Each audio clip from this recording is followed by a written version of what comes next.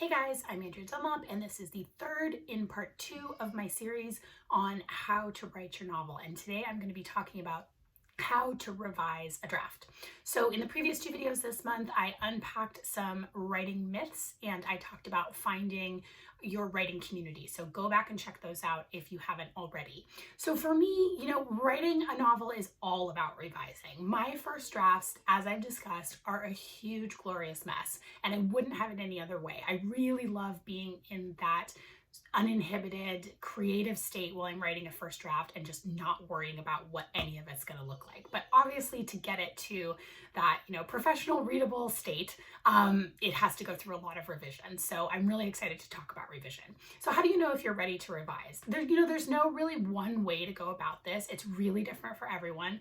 I've talked in the past about the difference between being a plotter, aka someone who, does outlines and character sketches and that kind of thing before they sit down to write, and a pantser, someone like me that just sits down and flies by the seat of their pants and really doesn't, necessarily know where their book is going when they start writing it. So if you are a plotter, you might need to do fewer rounds of revision because your first draft might be in better shape. If you're a pantser like me, you're probably going to be doing a lot of revisions. So now when to revise is, again, sort of a personal preference. I know some people like to revise their work as they go. My friend Jamie Ford does this. To me, that would be very hard to do because for me, those are two really different brains to be in. The sort of creator brain where I'm, writing that first draft or writing a draft, and the editor brain where I'm trying to look at it as a reader and go back and think about what changes I need to make. So for me, I usually wait until I've gotten about as far as I can possibly get with it before I start revising. So, that's usually kind of, either a full first draft or really far into a first draft. So usually about 80,000 words. And I'm usually just at the point where I really need to get out of my head and have someone else see it and, give me some feedback and get into that revision brain. So big, part of this is because I'm a pantser and I don't even know what I'm writing until I have it on the page. So who should see it when you're revising? A lot of this part can be actually really collaborative. And this is what, writing workshops are really structured around, the idea of getting feedback from other people and incorporating it into your writing as you revise it. So we talked a little bit about communities in the last video, and this is where the community comes in. So if you're in a structured writing class, or if you're in a workshop or a writer's group, then you're probably getting feedback as you go. Whether or not you want to incorporate that as you go is, or put it aside till the end, it's kind of up to you and your process, but you're going to be getting that feedback while you're writing a draft. If you're using something like Wattpad, which is an online storytelling community, then again, you're going to be hearing from readers as you go, kind of in real time. This is an exciting concept, but also completely terrifying for someone like me. I really like to wait a long time before I share my work. And so, but if this is for you, if you really would find that motivating to be hearing from readers along the way, you might want to check out Wattpad. They've had some incredible success stories. Anna Todd is probably the biggest one.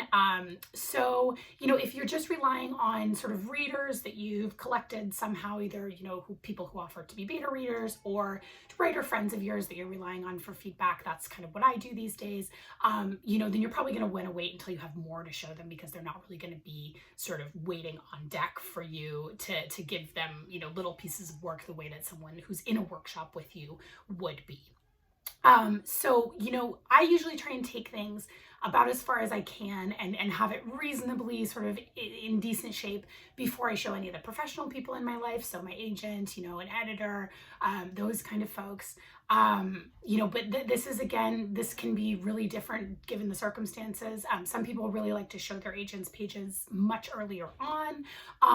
And in some cases, if it's after your first novel, you might be selling a second novel or beyond based on pages, so of an unfinished manuscript. So that can really vary, obviously.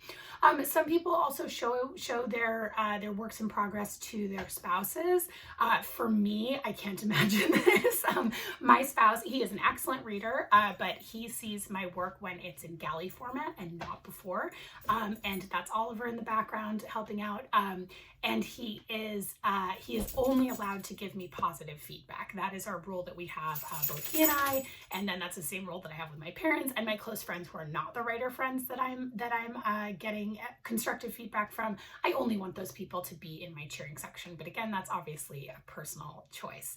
Okay, so once you have some feedback, how do you incorporate it? So I think my biggest rule here is to go into this with a really open mind.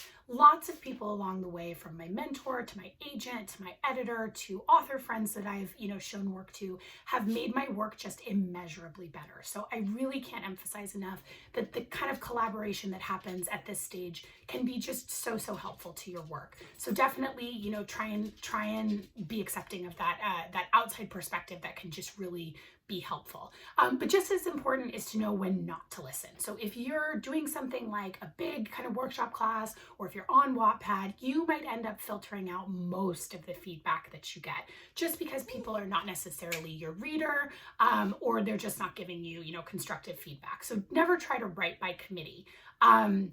And even if you are getting feedback from someone who you really trust and where their feedback is almost always solid, you don't have to take every single piece of it. It's really important that this is still your book and you're calling the shots, and you have to ultimately stand by the finished process.